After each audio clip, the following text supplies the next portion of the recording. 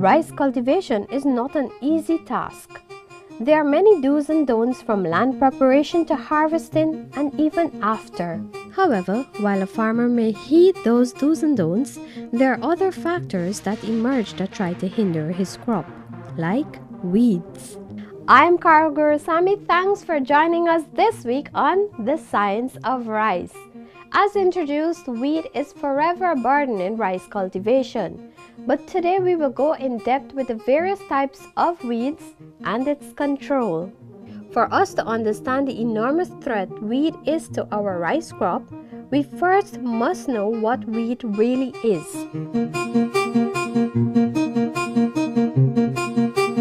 Weeds reduce the crop yield and the quality significantly, and this is because they compete with the rice crop for nutrients, space, moisture. As the weed population increases, there is significant reduction in the yield, and also weed seeds and the plant materials infest or mix with the grain at harvesting, so it also lowers the quality of the crop. So it is essential that we ensure that there is a proper weed management program, not just only to take care of the yields of the crop, but also to maintain high quality of the produce produced.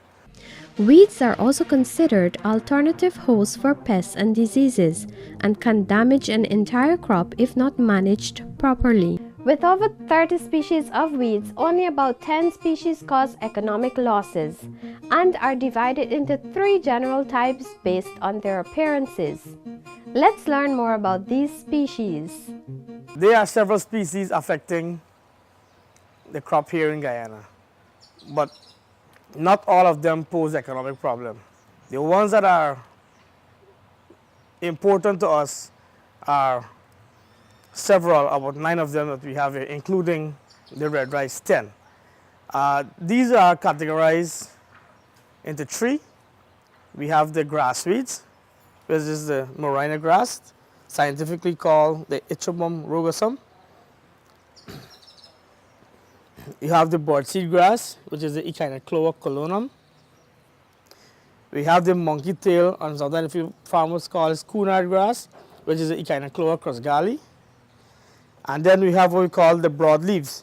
This is the wild clove, Ludwigia erecta. We also have the sow bush, which is the Spenocloa xylanica. And of course, the duckweed, Sagittaria guyanensis.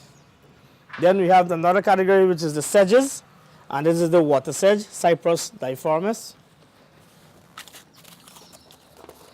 We have Jussia, which is Fimbristylis milicia, and the umbrella sedge, Cyprus aurea.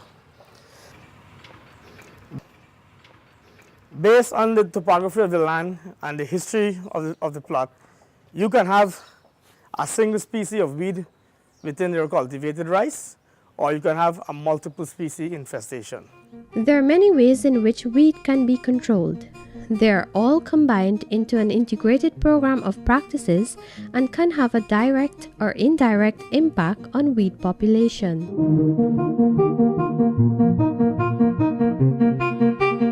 Weeds do not give a warning when they may sprout up in your field. It can be one or multiple species, but once they're present in your field, your crop is at risk. There are many risk factors that may cause a field to be infested with weeds. Not all species can tolerate the same soil conditions, but once the opportunity is there, they can multiply throughout the entire field, putting the crop in great danger.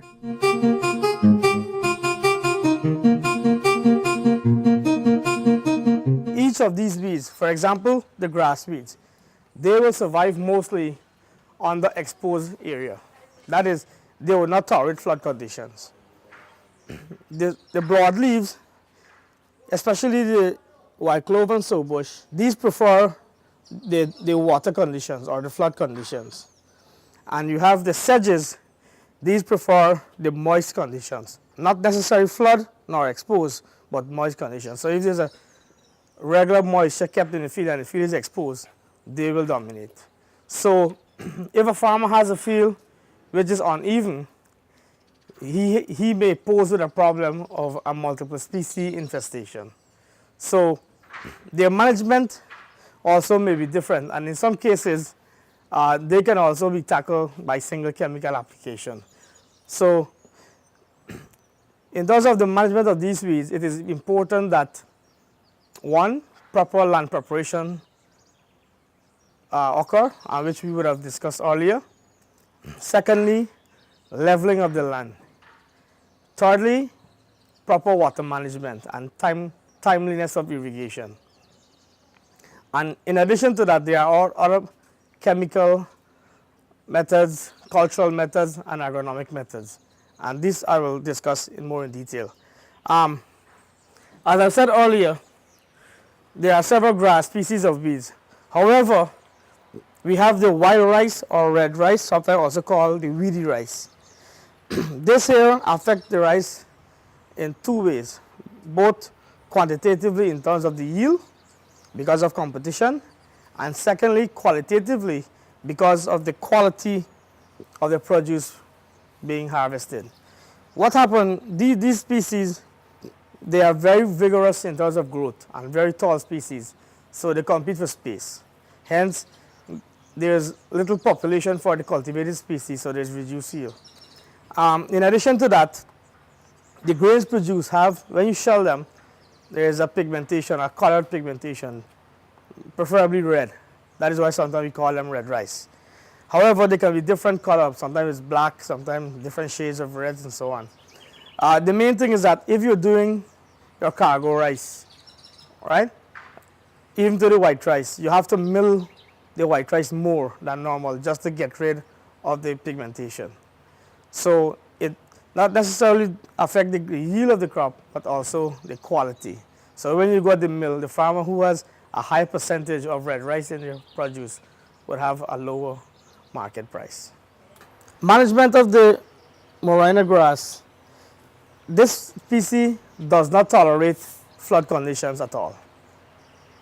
The easiest way to manage this is to flood the field. If you have a level field and you can manage your water and have a timeliness in your irrigation, this can be managed by flooding the fields. If you maintain 3 to 4 inches of depth of water, that is adequate enough to control Morina grass. The birdseed grass and the Echinochlora crasgalli, these are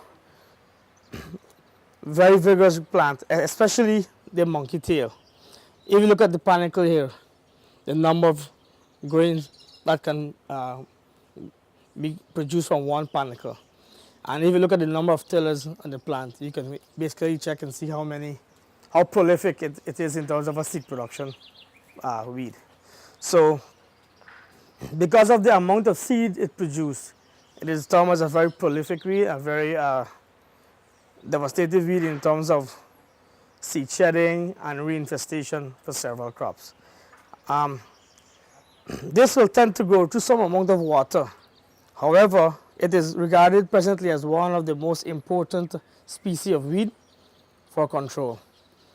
And the chemicals that are being used for controlling these types of weeds are more or less more expensive. Whereas the other weeds in the older days when we would have used 2,4-D and propanil mixture or propanil alone for grass weeds, it is not applicable to this type of grass weed, the monkey tail. So their management is also expensive. In terms of land preparation and managing the water in the field, the other alternatives are crop husbandry practices, that is, and general sanitation of the crop by keeping the dams and the immediate bonds, or what we call mirrors, free of weeds, and so that you will not have a growth and an infestation of seeds for the preceding crops. Use of quality seed. Clean seeds are preferred because they will be weed seed free, and it means that when you sow your crop, you will have not have or an infestation of weeds from the source of seeds. So you need to have clean seeds, and these can be obtained from the GRDB or through the RPA growers, certified seed production. Another way is to prevent animals, stray animals from grazing from an infested area to a non-infested area. Important to clean all your water channels so that weed seeds will not move through the water channels or the irrigation from an infested area to a non-infested area. Cleaning of machines is also very important, especially the combine harvester. When the combine harvester harvests, everything is being harvested. All the seed material is retained on the combine. So when you're moving from a clean field to an unclean field to a clean field, there's a ready infestation or ready shed of seeds and as a source of reinfestation into another field. At the seedling stage of rice, a farmer needs to pay keen attention because at this stage, it's hard to tell the difference between a rice plant and a weed. Now what we have here, these are seedlings.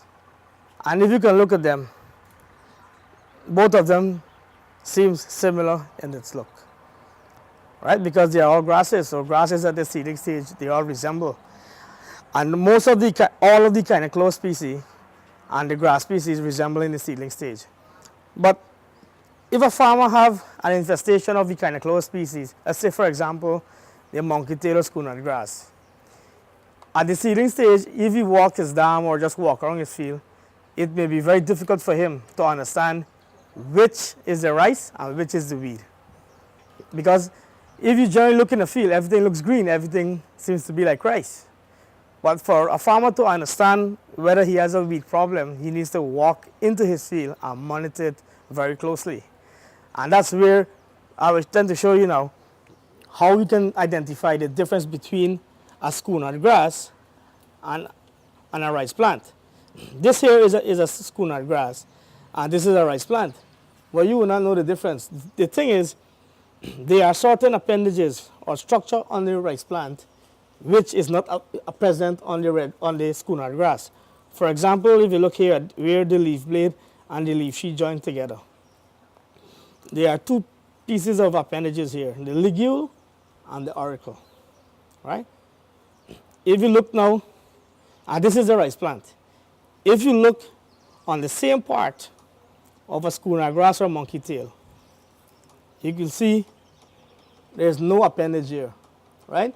So as a farmer in the field, to monitor and check whether you have a schoonard grass infestation is to go into the field, look at the seedlings carefully, compare them, and if you have the ligule and auricle here, this is a rice plant. And if it's not present here, this is a wheat plant, this is a schoonard grass plant.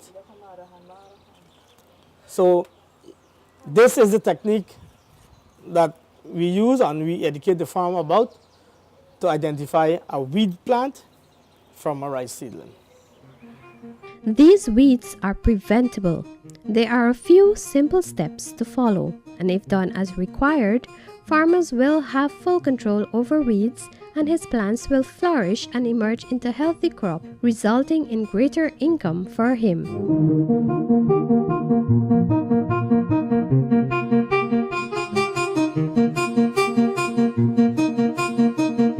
Proper land preparation can destroy the initial weed population before the seed is sown. Proper land preparation is essential because all weed seeds and early seedlings establishment can be destroyed, which is the rotivation, plowing, chipping, and cultivation, secondary harrowing, which is under wet conditions. Prudent water management is also an essential part of weed prevention and control. Water serves as an agent for weed control, and for example, red rice and other grass, weed seeds, and sedges, they can be controlled by maintaining permanent flood throughout the cropping season to control those types of weeds. Using the right seed rate also contributes to successful weed management. The seeding density is also important because more number of seeds being put on a unit area, you have a more dense plant population, and hence there's a reduction in the competition with weeds for those crops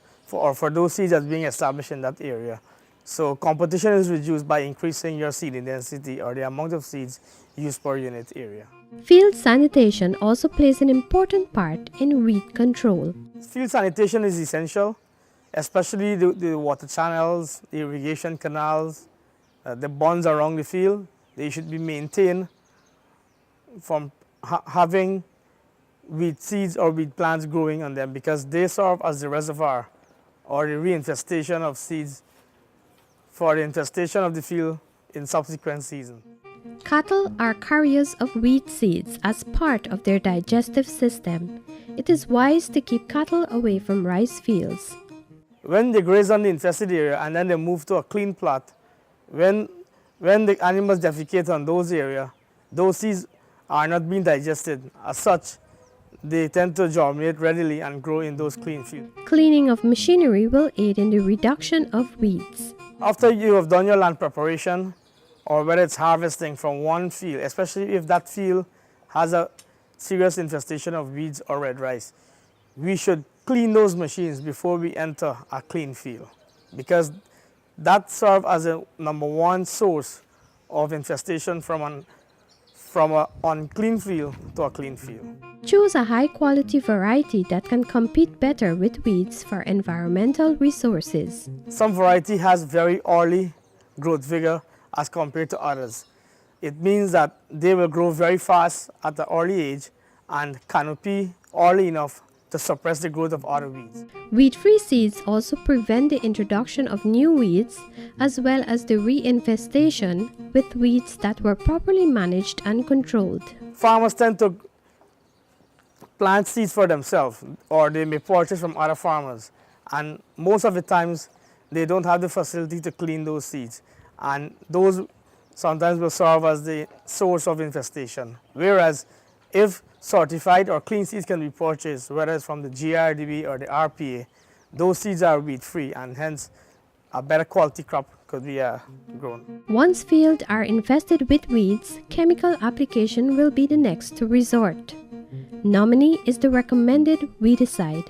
You must carry out this practice when the rice plant is 2 to 3 leaf stage.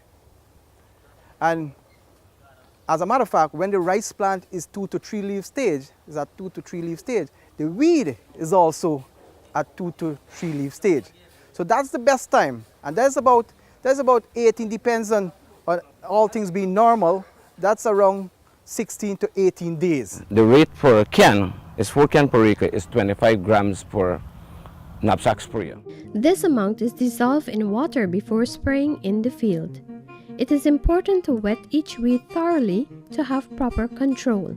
Note his protective gear, as it is important when handling poison. It is also essential to apply weedicide before fertilizer, because fertilizer will enhance the growth of the weeds and compete with the rice plants.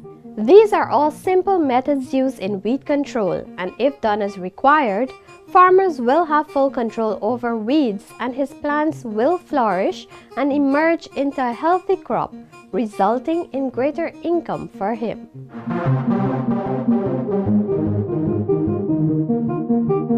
Red rice is a weed that causes great economic losses if not properly managed. This segment we will learn more of its germination and control methods. Red rice also has a variety of species. We have collected samples of red rice from all the fields, or most of the fields around the country. And these here are some of the different variations of the different types of red rice that we have found. And if you can look at it closely, there are different gray husk color as compared this one to a straw color and to a darker color. Then you have the different lengths of green. Then you have also the awns present. These strings here, these are what you call awn. During the milling process, it is very disturbing. So it's not a desired character. While the grains can be easily identified, the plants too can be easily spotted in the field. The panicles are vastly different from rice panicles for some species of red rice. But for those that are hard to identify, the red grain in the panicle will confirm. Once a field is infested with red rice, chemical application is required. So he's using 5 cork of the water with 5 cork of the chemical, which is a Herbizone. So it's basically a 1-to-1 mixture. So now he's going to apply the chemical to the stick, to soak the stick. Right. Right.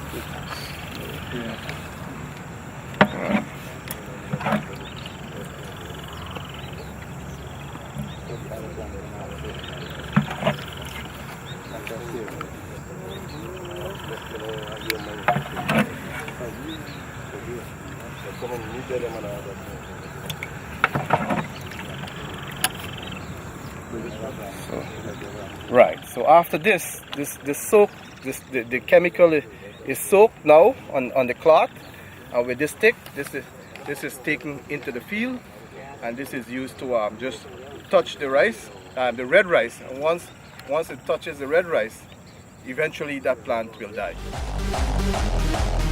The stick is swiped over the rice plants, touching only the red rice plants. This is done throughout the field. Though this may be the last control method, there are other controls that can be done to prevent red rice infestation. From previous studies with red rice, above 4 inches of water, the red rice would suppress. It would not come through or germinate and grow under deep flood. So water, once you have a level field and you have a permanent flood of 4 inches throughout the early stages of growth, you can suppress the growth of red rice. In addition to that, we are currently working on other methods. For example, the stale seed bed. The stale seed bed basically means preparing the land the normal way that we used to do it, but we do not sow the field immediately. We drain the field, allow whatever weeds, red rice, other variety to germinate and emerge.